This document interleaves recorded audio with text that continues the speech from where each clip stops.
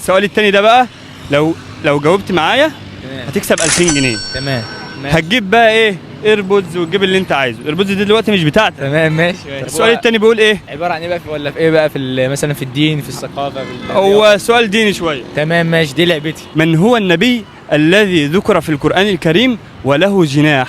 انا لو جبت السؤال ده هاخد 2000 جنيه. هتاخد 2000 جنيه قدامك. تمام. ده هات الايربودز. الايربودز. تمام، وهات 2000. الايربودز. هرد عليك بقى بطريقتي انا في السؤال.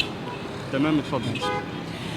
واضمم يدك إلى جناحك تخرج بيضاء من غير سوء آية أخرى لنريك من آياتنا الكبرى اذهب إلى فرعون إنه طغى قال رب اشرح لي